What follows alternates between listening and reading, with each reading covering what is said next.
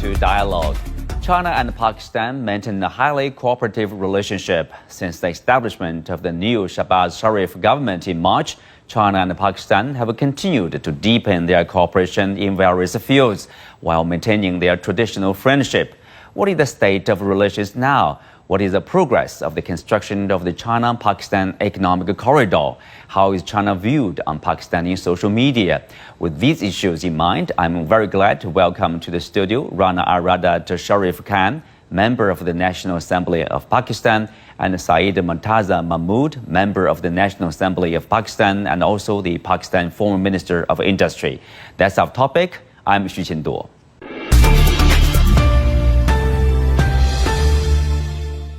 Welcome to Dialogue. I understand that this is your first trip to China. Yes. Tell us more about your trip and your impression. We'll start with Mahmood. Thank you very much for having us. This is my first trip to China. I always wanted to come to China, but unfortunately I couldn't. And then I became a minister as well. During that time, because of corona restrictions, I couldn't travel. But I always wanted to come to China, so I am grateful to CPC for providing me this opportunity to visit China. It has been a great experience so far. We had a very productive discussion with expert on economy of China, so we understood the entire economy and the concept and the vision. So it was very overwhelming. Mm-hmm. Rana, you must have an image, before you came to China, and then now you are really in China. What's the difference? Well, the perception of China for me was always positive, and after coming it has even improved because the Chinese people are very friendly and caring, and the general environment here is very good, and we had some productive sessions with the expert on economy, and they have given some very positive insights to us which we can take back home. And Mahmood, now is people say information age, it's easy to get information, but also it's easy to be misinformed sometimes. I wonder, where did you get the information about China? Well, you are in Pakistan. Is it from media, from people you have contacts with, or? China is everyone knows about China in Pakistan, and it's discussed in all social circles, from schools, from universities. Everyone discusses China, and in a very positive manner, because the relationship which Pakistan and China has is very deep. And Pakistanis have always considered China as the elder brother, and as they say, iron brother. So we have a very deep relationship. So I've obviously researched on China online, met with Chinese people in Pakistan. So I've known China, but this is the first visit. Mm-hmm. Rana, both of you are from in China we all say people born in the 1980s, the young generation, right? But now you are in the decision-making role in the parliament. There's I wonder what's your experience, at such a young age, with a lot on your shoulders, to make decisions about the nation?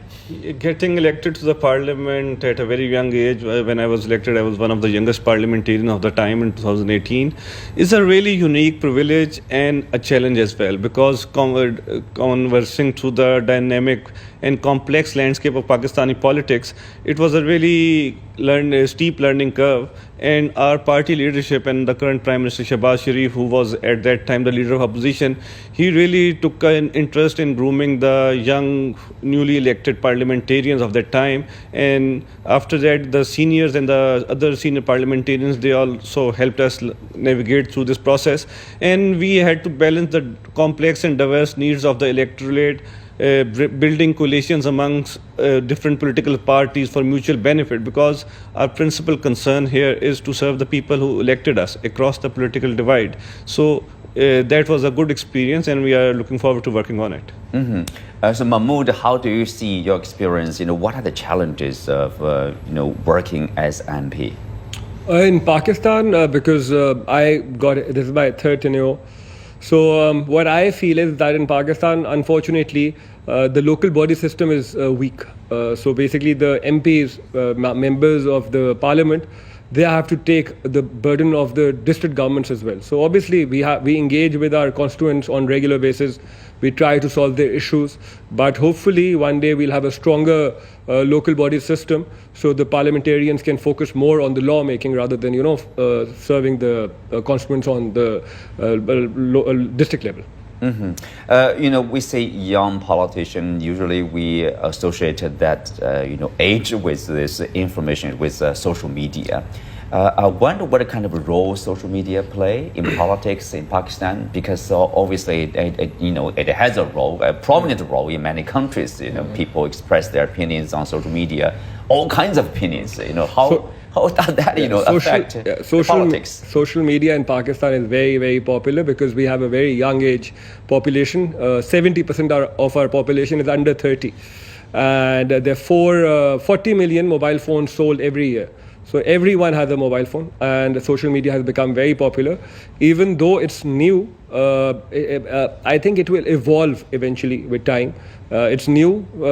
For right now, we can even say maybe it has influenced people in a negative way, few people, but generally I think it's very good because people are becoming aware of politics, they're becoming aware of things as well. So long term, it would be very good. So Rana, do you agree? Do you think the information easily available, that fact so serve the purpose of making things easier? Probably having everybody on the same page, or sometimes, of course, with different opinions, it could make it more challenging. Well, it goes both ways because social media is growing really popular in Pakistan, and due to the high level of internet and cell phone penetration, now everyone has access to the information. That gives a positive that the politicians and the political parties, they can reach a much wider audience than other forms of communication. However, that also, and it's a two-way communication. We can also hear from the general public their concerns, their issues. They can be easily identified to us and they can be solved. However, with such an access, there are issues such as fake news, and then social media has also contributed to increasing to some sort political polarization in the country. And apart from them, the extremists, they can also use social media to magnify their opinion and use it for destructive purposes. However, we have to find a right balance between them to combat issues such as use of cyberbullying, cyber security, cyber terrorism, as well as fake news. So we need to find a right between freedom of speech as well as regulation to prevent these social ills. Yeah, the balance. I bet you communicate with your constituency directly through social media on a daily basis. Yes, we have social media teams, and then there are WhatsApp groups, and there's X, which is still commonly known as Twitter and Facebook. So people usually let them know their problems, and we also put our problems, videos, and all that. So it's a two-way process, and it's a really interactive process, which has made us closer to the people than we were ever before. So Mahmood, based on your interaction with your people, what's their concern? What's their top concern in terms of the national development, in terms of their career, maybe jobs, things like that? I come from south of Punjab. There's a district called Rahim Khan. People over there, obviously, it's a backward area. They have a lot of issues. Employment is one of the main issues. Also development, because we are in the center of Pakistan, so we are far away from the capital of Punjab, which is Lahore. So we are a little less developed. So they face such issues. Also education as well. So I try to represent them in the parliament, and I try to be their voice in the parliament. Speak of economic development, we know the CPEC, Yes. China-Pakistan Economic Corridor, is a flagship project of Belt and Road Initiative. Both China and Pakistan gave priorities of developing that project.